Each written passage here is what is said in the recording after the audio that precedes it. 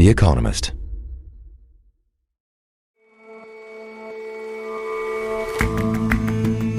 Hello and welcome to The Intelligence from The Economist. I'm Rosie Blore. And I'm Jason Palmer. Every weekday, we provide a fresh perspective on the events shaping your world. Many countries are locking up an ever larger share of their population. The result is overcrowded prisons and high reoffending rates. Our correspondent considers the other possible solutions. And we won't even try to list all the musical achievements of Quincy Jones. Our obituaries editor hits some of the high notes, though, and says that but for a chance encounter during a burglary, Jones might well have lived a life of crime instead.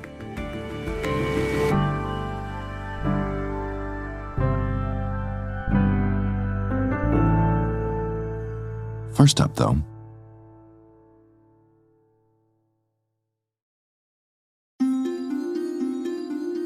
when it came to American policy in the Middle East during Donald Trump's first term, he was not short on action or opinion. In a few moments, I will sign a presidential memorandum to begin reinstating U.S. nuclear sanctions on the Iranian regime. Israel is a light unto the world. I was saddened by the fate of the Palestinian people. They deserve a far better life. But how much his presidency contributed to stability, to lasting peace, is open to question. Now he's preparing to take the reins again, and the region is ablaze, with Israel still laying waste to Gaza and Lebanon and flirting with escalation in Iran. In his victory speech, Mr. Trump made a bold claim. He said, he will start a war. I'm not going to start a war. I'm going to stop wars. It is, as ever, hard to know whether to take that at face value, which leaves a whole region on edge. Talking to people across the Middle East over the past few days, everyone agrees that Donald Trump's second term will mean a big shift in American policy in the region. Greg Karlstrom is our Middle East correspondent. The problem is that no one, perhaps including Donald Trump himself, is sure yet in what direction American policy is going to shift. Okay, well, let's just simply go through the region then. It makes a lot of sense to start with Israel. What's your take on how he feels things are going there? Benjamin Netanyahu, the Israeli prime minister, has spent months praying for this moment, for a second Trump presidency. He thinks that if Donald Trump is back in the White House, there's not going to be any American pressure to wrap up the war in Gaza, the war in Lebanon, dial down the confrontation with Iran. Not that Joe Biden's cajoling over the past year has really amounted to much, but Netanyahu thinks with Trump back, even that rhetorical pressure won't be there anymore. And so he was very quick to try and curry favor with Trump. He was among the first world leaders to congratulate him on Tuesday night, Wednesday morning in the Middle East, had what his office said was a warm and cordial 20-minute conversation with the president-elect. He's hoping that Trump, who in his first term was very supportive, not just of the Israeli government, but of right-wing Israeli policy priorities, things like the expansion of settlements in the occupied territories. He's hoping that Donald Trump will govern in the same way in his second term and be very solicitous of Israel's interests. But among his campaign promises was to stop the wars, and handing Israel free rein isn't a very direct route to that. No, it's not. And there are some people in Israel over the past few days who have said what Netanyahu is hoping for, Trump may not deliver. First, because, as you said, he did run on this promise of stopping the wars. And I think, as one diplomat pointed out to me, Trump is not going to want to have this widening regional conflict hanging over the first year of his presidency, the way it's hung over the final year of Joe Biden's. It's been an expensive endeavor for America. It's sent at least $18 billion of military aid to Israel. It's spent billions more in direct costs for sending American troops to the region and running this multilateral coalition to fight Houthis in Yemen. Of course, we know how Trump feels about giving aid to allies and spending money on military endeavors. So he may balk at that. And then it's also worth remembering that Trump and Netanyahu don't get along, that Trump holds a grudge against the Israeli prime minister, because back in 2020, Netanyahu recognized that Joe Biden had won the election and congratulated him when Trump was still contesting the results of that election. So there's a number of reasons to think, as excited as Netanyahu is that Trump is coming back, that he may end up a bit disappointed with what direction American policy goes in. And what, in turn, do you think that means for how America will be dealing with Iran? The response from the Iranians is that it doesn't matter who wins the election. We heard from Iran's president earlier this week, who said no matter who is in the White House, essentially American policy towards Iran is going to be antagonistic. But in private, I think the Iranians are concerned about Donald Trump coming back to the White House. Of course, you think back to his first term, he withdrew from the Joint Comprehensive Plan of Action, the 2015 nuclear deal between Iran and world powers. He pursued what he called a maximum pressure campaign of piling economic sanctions on Iran. And then in 2020, Trump ordered the assassination of Qasem Soleimani, the most famous general in the Iranian Revolutionary Guard. So he does have a history of obviously being quite antagonistic towards the Iranians. And he has brought back Ryan Hook, who was his Iran envoy in his first term. He's been put in charge of the transition at the State Department, which suggests that the sort of neoconservative wing of Trump world might be ascendant, at least for the moment, within the Department of State. So the Iranians concerned about all of that. But then we saw in the first term, Trump was quite unpredictable. And there are some people in Iran who think that he will be willing to try and negotiate a new nuclear agreement. Trump himself doesn't seem to have decided which way he wants to go. Talking to reporters after he cast his vote on Tuesday, he explained both sides of the debate. Look, we're not looking to do damage to Iran, but they can't have a nuclear weapon. So, my terms are very easy. They can't have a nuclear weapon. I'd like them to be a very successful country, but they just can't have a nuclear weapon. People joke that they should throw in a real estate deal with this and offer to build a Trump Tower in Tehran. And that might be a way to incentivize the president to sign a deal. But there is a strain of thought that Trump might be, despite all of his rhetorical hostility towards Iran, might be open to negotiating something. You mentioned there how the State Department is going to be put together. A lot of the policies, of course, will depend on who exactly has Mr. Trump's ear. What's that going to look like, or do we know? We don't know yet. I think we have to wait and see who ends up getting nominated for National Security Advisor and for cabinet posts. But you look at the people who are in Trump's orbit during his first term and then during the past 4 years as well. And there's a divide. There's an ideological split. You have, on the one hand, people who, when it comes to Iran, for example, are quite hawkish. Trump's first cabinet was close to a think tank in Washington called the Foundation for Defense of Democracies, which is a very hawkish group that has pushed for regime change in Iran for many, many years. But there are also isolationist voices or less hawkish voices, one of whom is J.D. Vance, the vice president-elect, who was interviewed on a podcast last month and said there are going to be places where American interests and Israeli interests diverge. And he said it's not in America's interests to have a military conflict with Iran. That was also the message from Project 2025, which was a right-wing blueprint from the Heritage Foundation, another Washington think tank, a blueprint for how Trump's second term might go. It talked about sanctions on Iran, but it didn't talk about military action. It didn't talk about regime change. And it said that America's Arab allies needed to step up and do more to protect themselves from Iranian threats. So in summary, we simply don't know what Donald Trump's going to do. But I think what we learned in his first term is that sometimes not knowing what he's going to do, he sees as a tactic. He does. The sort of madman theory of foreign policy, as it was called during the Nixon administration, that is very much how Trump approached the Middle East and other parts of the world during his first term. So yes, he does think that's a tactic. But I think really what we learned from his first term was that his policy is often dictated by whoever had his ear most recently. I think in the case of his new administration, it might depend on which son-in-law he's speaking to. He has Jared Kushner, who did a lot around Middle East policy in his first term, says he doesn't want to roll in a second Trump administration, but perhaps will be involved, at least as an informal sort of advisor. Then you have his new son-in-law, Michael Boulos, who's married to his daughter, Tiffany. They got married in 2022. He comes from a Lebanese-American family, and his father has been informally advising Trump when it comes to Lebanon, when it comes to Middle East policy. So family ties play a big role in Trump's policy and who has his ear.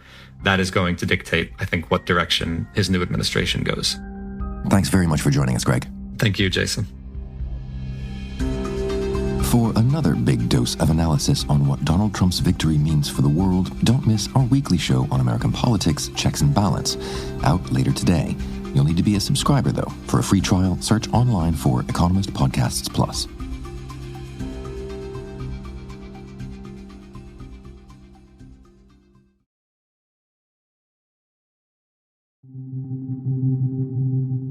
Started in my early 30s with the prison service. Joined in 1998 and was there for 26 years in the end. That's Andy Laidlaw. I recently chatted to him about his experience of working as an officer in British prisons. Well, people often look back and say things were always better, and your memory does colour things. You're dealing with some things that are quite negative, traumatic. The lows are quite low, but also you get a lot of successes. You know, the highs can be quite high. And what I do remember about it was quite often you could make the job fun, and the environment was safe. He climbed the ranks and eventually became a deputy governor. Tom Sass is our Britain public policy editor. He thinks the rot set in about a decade ago. So staffing numbers are being cut and budgets were cut year on year. And then about 10 years ago, a lot of staff were allowed to go on a form of early retirement. There was a cost-cutting drive, and that meant thousands of really experienced officers were paid to leave. And from that point on, overcrowding really started to become less and less manageable, and violence became more routine and extreme. You've got staff who haven't got the skills and the knowledge and the confidence. It's really key to have confidence as a prison officer, because you're dealing with some of the most challenging people in society. The prisoners are particularly good at spotting weakness in the systems, weakness in the staff, and they exploit it. And to the point where if they're confident they can do things they shouldn't do and they can get away with it, it just escalates. So Britain's prisons have really become pretty violent. There were 10,000 assaults on staff in the last year. More than 3,000 of those were serious assaults. So if you become a prison officer in Britain today, you're really likely to get hurt, and possibly quite badly. Andy Laidlaw left the prison service in March this year at the age of 57, and really he'd been stripped of hope after a long career. And it's pretty obvious when you talk to people in this system that prisons aren't working. That's actually something that David Gore, a former Conservative Justice Secretary, said recently. And he's just been appointed by the new Labour government to run a sentencing review. And what he said with that review is really we need to rethink punishment and rehabilitation in Britain. And that's a problem in Britain, but it's also a problem elsewhere. Tom, you and I spoke on The Intelligence a few months ago about British prisons, but just remind us, what are the problems with the current system? So Britain's really been captured by this mantra of prison works, which was a quote from Michael Howard, who was another Tory Home Secretary in the 1990s. Let's be clear. Prison works. It ensures that we are protected from murderers, muggers, and rapists, and it makes many who are tempted to commit crime think twice. Since that time, the number of people in Britain's prisons has doubled in 3 decades, and now we're locking up more people than anywhere else in Western Europe. And you're seeing jails that are really crowded. We've had the second batch of an emergency release programme just to try and free up some space. But really, we're sort of putting people away faster than we can build a space to put them. And that leads to some pretty inhumane conditions in prison, but it also leads to prisons not really working for their basic purpose. So the idea of locking people up for doing bad things is thousands of years old. So I'm assuming that Britain isn't the only country now also to face this sort of problem. It's not. So quite a lot of countries have seen quite significant rises in their prison population over the last 3 decades. Australia, Belgium, France and Italy all have prison occupancy rates above 110%. In France, it's 127%, and you have thousands of inmates sleeping on mattresses on the floor. And there's an irony here, which is that in the end, the desire to lock people up ends up overwhelming the purpose of prisons and taxpayers' willingness to pay for them. Going back to this idea of prison working, are these prisons secure if they're so overcrowded? Well, the problem is, once you get to a very overcrowded system, the purpose of prison starts to be eroded. What we've seen in Britain is that as the systems become more overcrowded, it's actually become less and less well run. And in September, as part of one of these early release programs, there were 37 men who were let out who actually weren't meant to be a part of that release. One of them is alleged to have sexually assaulted someone on the day they were released. And really, you see this trend in other countries too. As prisons become more unruly, it's harder for them to do the things they're supposed to do well. So they can't really rehabilitate prisoners who are in there. They struggle to let prisoners out of their cells. So they become really no more than warehouses for people to be put in. So what's the solution? Really, the only way out of this is going to be decarceration. Over the last 2 or 3 decades, rich countries have tried to build more and more prisons to keep up with this, but that's slowed down in the last 5 or 10 years, partly because governments have had less money to spend on this area, but also actually building prisons and staffing them has become more expensive. So really, the only way you're going to tackle this problem and get prisons working better is by moving some of the people who don't really need to be in prisons out. And there's various ways you can do that. You can start getting people to serve more of their sentences in the community. You can start to reverse some of the pretty extreme sentence inflation that we've seen over the last 3 decades. But when you look around the world, there are some encouraging examples from other countries of ways you can do that successfully. And who is doing it successfully? Who's getting the job of prisons right? So there's 2 really good examples of countries that have done this well. The first is the Netherlands, which between about 2005 and 2015 reduced its prison population by almost half. It did that partly thanks to simply falling crime, which was a trend that you saw all over the rich world, but the Netherlands banked that by not increasing sentencing at a time when others were. But what the Dutch also did was that they moved a lot of low-risk offenders out to serve sentences in the community. They saw some really good results with that in terms of falling reoffending rates. But the interesting thing with the Dutch example as well is that the Dutch public barely seemed to notice this change at all. There really wasn't much of a public backlash. The other really good example of this, and this might surprise some people in Europe, is America. America is usually seen as this bastion of incarceration that's got this incredibly harsh system. And that, to some extent, is true. It's still got by far the highest prison population rate of any rich country. But in the last decade, its prison population has fallen pretty significantly. And there's a few states that have really led the way on that. So California, Texas, and New York have all seen big falls in their prison population. And what happened there was really politicians realized they were at a dead end. This was costing more and more money. It was taking up more and more taxpayer dollars. And actually that was unpopular. And they started to reform. So they reformed sentencing. They also started pushing people into drug and alcohol courts as a way of diverting them from prison. And they argued all of this was better value for money for taxpayers. It was a way of saving people money. And again, that's been pretty popular. So I think those countries show what's possible. I mean, clearly imprisonment's going to continue to play an important role. But actually, for it to work better, I think we need to see people moving out of prison as well. Tom, great to talk to you. Thanks so much. Thanks, Rosie.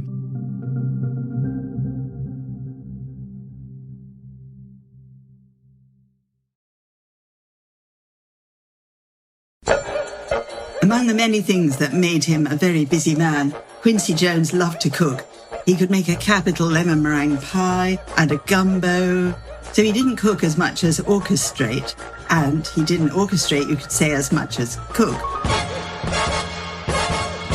Anne Lowe is The Economist's obituaries editor. He would take any sort of music, jazz, bebop, rhythm and blues, soul, bossa nova. In fact, one of his most famous tracks was called Soul Bossa Nova, and weave them together so that they all worked as one extraordinary piece of music. So into the various songs that he dealt with, he put little spicinesses, little things to flavour it up. In Billie Jean, you had a menacing drum intro, really lean and mean. And then in It's My Party, which was his first big number one in the US in 1963, he engineered a lot of major and minor chord shifts to follow the adolescent anguish of Lesley Gore as she realised that her Johnny had gone. By the time that record came out, which was a huge hit, he was becoming the go-to arranger for some of the best acts in America. His biggest achievement was to record the 3 Michael Jackson albums that took off in an amazing way. Off the Wall, Bad, and Thriller. Thriller became the best-selling album of all time, and it remains so. But for him, his high spot was the time in 1985 when he managed to get 46 of the very best singers in America, herd them into a room and get them to sing We Are the World to raise money for the famine relief in Ethiopia. He had told them to check their egos at the door, and most of them had. For some years, jazz was his career, and he was touring with jazzmen because this was what black musicians did. It was their music. The audiences, both black and white, loved it. But once the black musicians had left the stage, they had to go and eat in the kitchen, and they had to stay in black motels halfway across town. And Quincy Jones found his antennae for racism were very acute after that. The other thing he did, which was extremely unusual for a black writer, was that he wrote the scores for films, including The Colour Purple, The Italian Job, and In the Heat of the Night. And he also wrote the score for In Cold Blood. Truman Capote was scandalized that a black composer was writing his score. But as soon as he heard that it had been nominated for an Academy Award, he actually called Quincy Jones in tears to apologize. In all, Jones won 7 Oscar nominations. He also went into television. He became a composer and a writer of scenes on The Cosby Show and Sanford and Son. And he became producer of The Fresh Prince of Bel-Air, which was an extraordinarily successful series, and it made millions for Quincy Jones. But he always said he didn't go into music to make money. As soon as there was commerce attached to music, he said, God walked out of the room.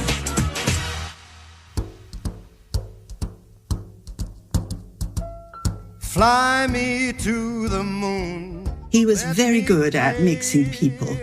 He was a friend of both the Clintons and the Obamas. He was a friend of Buzz Aldrin, the astronaut, who took Quincy's recording of Frank Sinatra's Fly Me to the Moon to the real moon with him. He went with Bono to meet the Pope. He met Picasso when he was in Paris. He admired, in a way, Sinatra's toughness. They had had very similar backgrounds. Sinatra was never far from the mob and racketeering, and nor was Quincy Jones, who, but for a freak occurrence, would probably have been a gangster himself. He was born on the south side of Chicago. His father was a carpenter for the most notorious black gang in Chicago called the Jones Boys. He, when he was 7, was used to seeing stashes of liquor and dead bodies every day around him. Once, when he got into a wrong neighborhood, a gang nailed his hand to a fence, and he was stuck there until his father came to rescue him. He was doing a little bit of breaking and entering to try to get food in a recreation center. He was then 11. And he stumbled on a piano, just an old upright, and touched the keys. And from that moment, he was hooked on music. He himself liked to compose in a really relaxed state. He said he had to get into an alpha state to write music, and this usually came upon him at about 10 o'clock at night. when he'd lie on the floor of his own mansion in Bel Air, put his feet up on the bed, and just wait to see what music would come. He didn't believe you could work at writing it. It had to be natural, although once you had your music, you really had to pay huge attention to it and be very punctilious about it.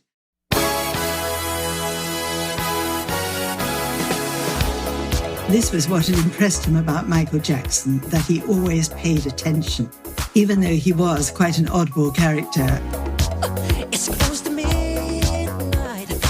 But the best thing that had happened in his career was that after Thriller, there was no more white music and black music. No more division. The world had come together. Anne Rowe on Quincy Jones, who's died aged 91.